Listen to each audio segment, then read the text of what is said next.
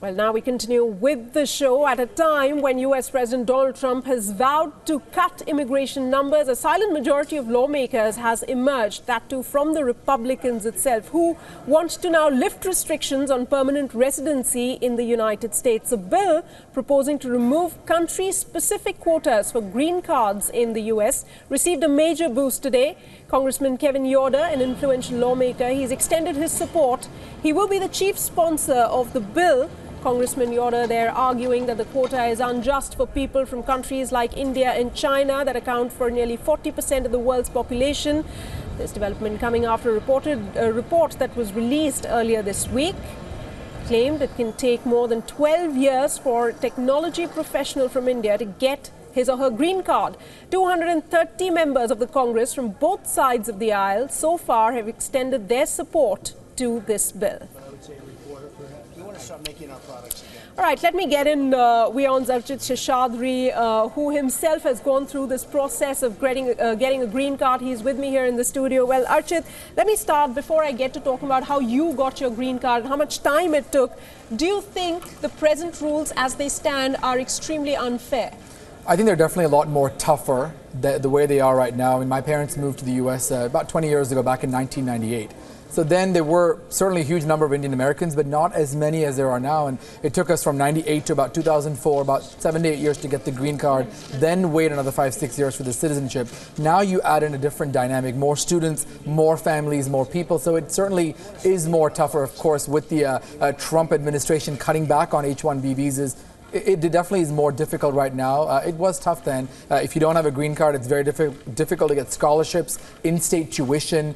So you really are at a setback if you don't have that green card, on hand, the permanent resident card, even traveling back and forth. Certainly now with more immigrants there, it is more difficult. They have the lottery system, but a lot of Indians who go there to settle, they are waiting for that prized green card. It also makes one attractive if you are single trying to get married as well. Right. Arjun, hold on to that thought. So it does indeed take a lot of time. We're going to be giving out figures now to our viewers. Well, as Archit talked about, it's a lengthy procedure. 12-year waiting period for Indians who have applied for permanent residency. It's also known as a green card in the US as skilled employees. This report just came out a couple of days ago. However, India is also among the top countries whose residents get green cards every year. In 2015, about 36,318 Indians adjusted their status to permanent residency, while another approximately 28,000 Indians are new arrivals who received lawful permanent residency in the form of a green card. This is according to a Pew Research report. Well, a green card is the immigration status of a person authorized to live and work in the US permanently, and that's why it's very important. And a green card holder can apply for US citizenship after 5 years of staying within the country. Now, this period is shortened to 3 years if married to a US citizen. Green card holders who adjusted their status are more likely than new arrivals to be in their prime working years of 25 to 64. Among those who adjusted their status, 72% were between the ages of 25 to 64 as compared with 55% of the new arrivals, according to this research report. Now, in every fiscal year since 2004, the US has issued more green cards to immigrants living in the country on another visa who adjusted their legal status than to new arrivals. Now, that's the comparative study report by Pew.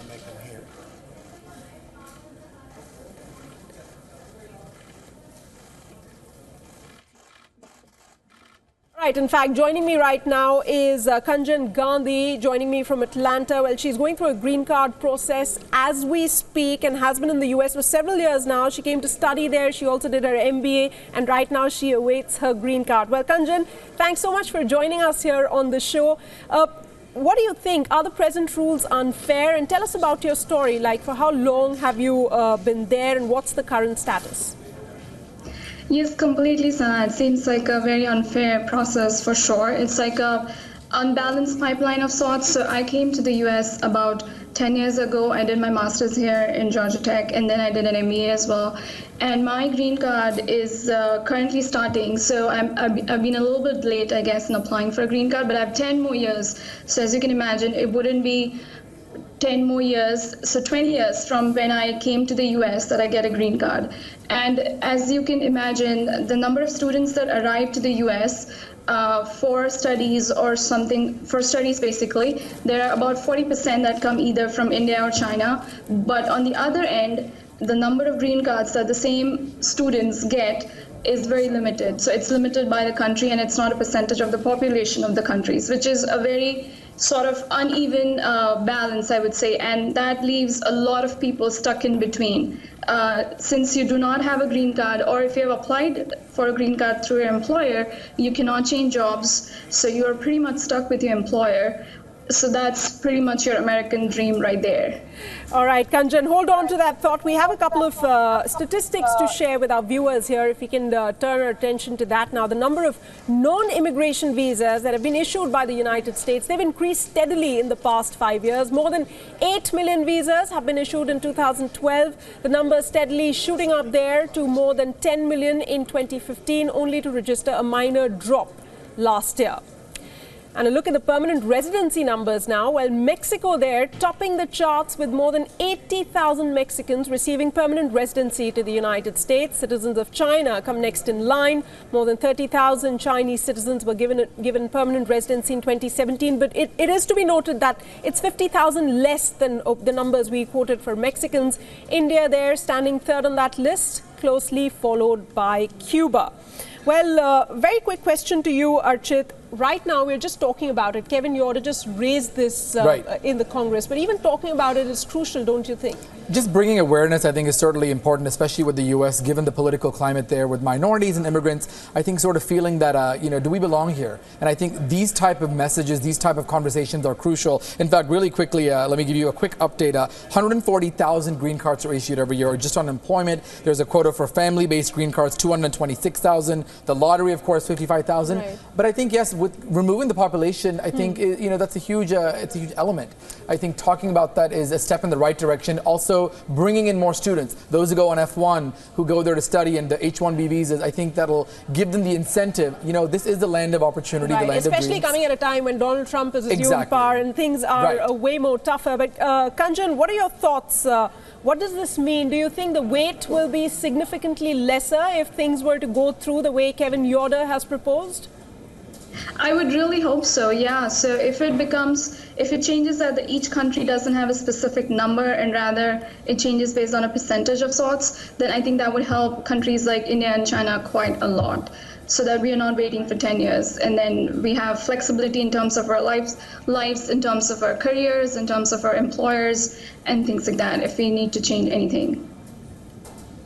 All right, Kanjan, once again, we talk about numbers because that's important in this case. Look at region-specific numbers. Out of the total of permanent residencies that are granted by the U.S.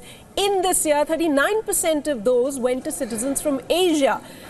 North Americans standing there at 35%, 11% for African citizens. They received permanent residency to the US in 2017, and followed by Europe and South American citizens who received 7% of the total permanent residencies that were granted.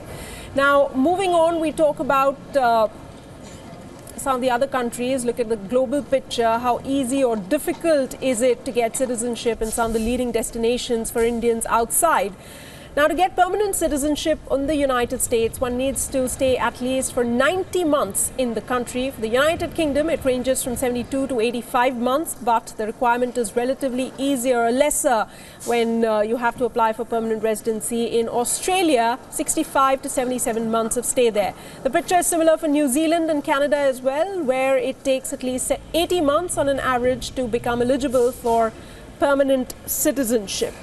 Well, Kanjan, it's important to ask you here that, many of these families, they go off to the US or even any other country. They stay there, they integrate themselves with the community, they work for the progress and contribute towards the GDP of that country. Then don't you think that the systems should be, in that perspective, much more relaxed, considering, what a person or the family then gives or contributes towards the betterment of the country? Definitely, and I bring the student scenario quite a lot of number of times because I myself I did 2 master's degrees here.